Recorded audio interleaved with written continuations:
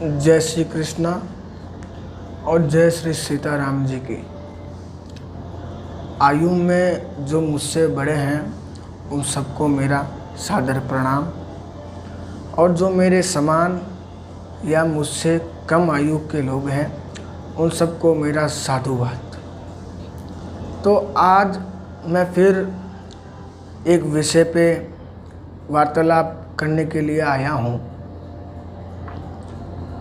विषय के बारे में कुछ बोलूं उससे पहले आप ये वीडियो देखिए। पहले जब आप हिंदू ग्रंथ का मुताला करते हैं, लिखा है मनुस्मृति में चैप्टर नंबर 5 श्लोक नंबर 30 में, उसमें लिखा है कि ईश्वर ने कुछ जानवर बनाए खाने के लिए और कुछ जानवर को खा जाने के लिए। अगर आप उस जानवर को खाते हैं जिन जानवर को खुदा ने बनाया है खा जाने के लिए, तो आप गुनाह नहीं कर रहे। जब पढ़ते लिखा है मनुस्मृति में चैप्टर नंबर 5 में अध्याय नंबर 5 में मंत्र नंबर 40 में कि खुदा ने कुछ जानवर बनाए हैं कुर्बानी के लिए। अगर आप कुर्बानी में जानवर का कत्ल करते हैं तो आप गुनाह नहीं करते। जैसे कि ये जो भी है हमारा इनसे कोई भी ताल्लुकात नहीं है। ये कह रहे हैं कि मनुस्मृति में अध्याय 5 और श्लोक नंबर 30 में ऐसा लिखा हुआ है। तो पहले आप लोग जानिए कि मनुस्मृति क्या है। मनुस्मृति एक प्रकार का सनातन धर्म का संविधान है। मनुष्यों के आचरण तथा क्या करना चाहिए क्या नहीं करना चाहिए इस पर आधारित ये मनुस्मृति है। और वर्तमान के अंदर मनुस्मृति 2 भागों में विभाजित हो चुकी है। पहली जो महाराज मनु ने स्वयं लिखी और भृगु ऋषि द्वारा संपादित की गई थी, तथा ब्रिटिश सरकार ने संस्कृत के विद्वानों से उस मनुस्मृति को वापस दोबारा अपनी भाषा में, इंग्लिश भाषा में तथा फ्रांस भाषा में तथा अन्य भाषाओं के अंदर उसको पुनः लिखवाया था। और यहाँ सब खेल समझने का है। मनुस्मृति में अध्याय 5 में पहले ही श्लोक में लिखा हुआ है कि लहसुन, प्याज, भूपुष्प, कुकुरमुर्गा अर्थात मुर्गा और अन्य मांस आदि का भक्षण द्विजों को करना निषेध है। द्विज क्या है ये जानिए। द्विज वो है, द्विज ब्राह्मणों को कहते हैं तथा ब्राह्मण के अनुसरण करने को या ब्राह्मणों की तरह रहने वालों को द्विज कहते हैं। तो मनुस्मृति अपने 5वें अध्याय में पहले ही श्लोक में ये बात कह रही है कि लहसुन, प्याज तथा अन्य मांस मदिरा का सेवन करना द्विजों को निषेध है।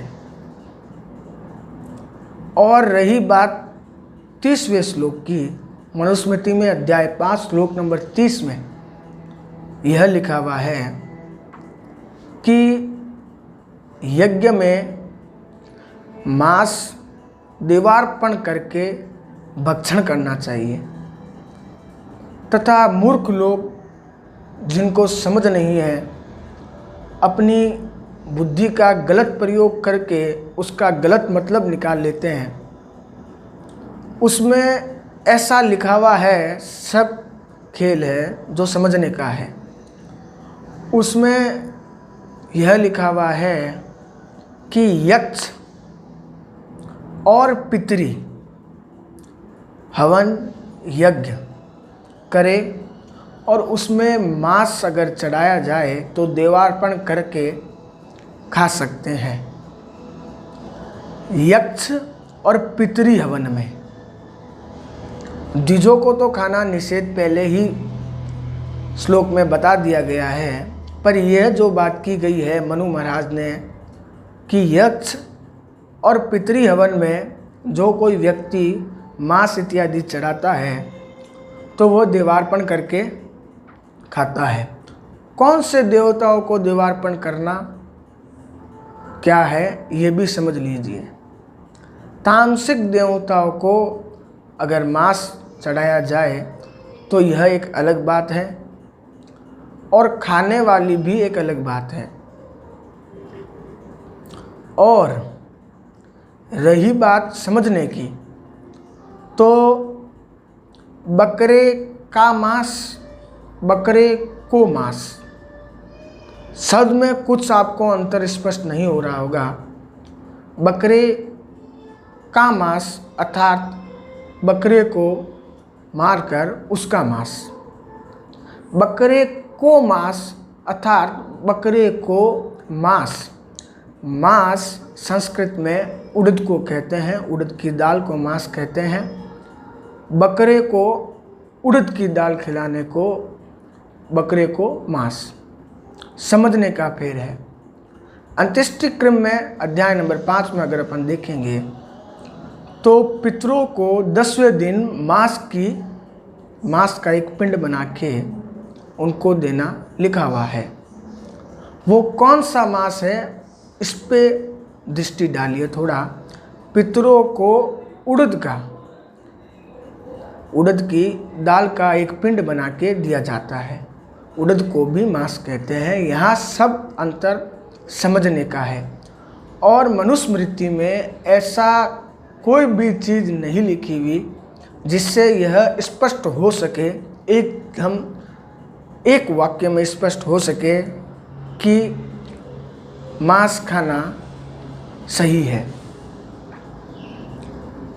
और रही बात इन लोगों की जो अपने स्वार्थ के लिए सब कुछ कर सकते हैं, बाकी सब में अपनी अपनी समझ होती है।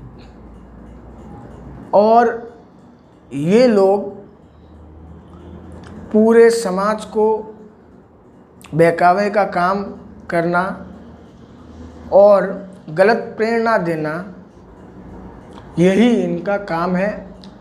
तथा मैं यह कहना चाहता हूँ इस वीडियो के माध्यम से कि ऐसे लोगों की बात रत्ती भर भी मत सुने, और अगर सुने भी तो पूर्ण अध्ययन करके उसका चिंतन कीजिए।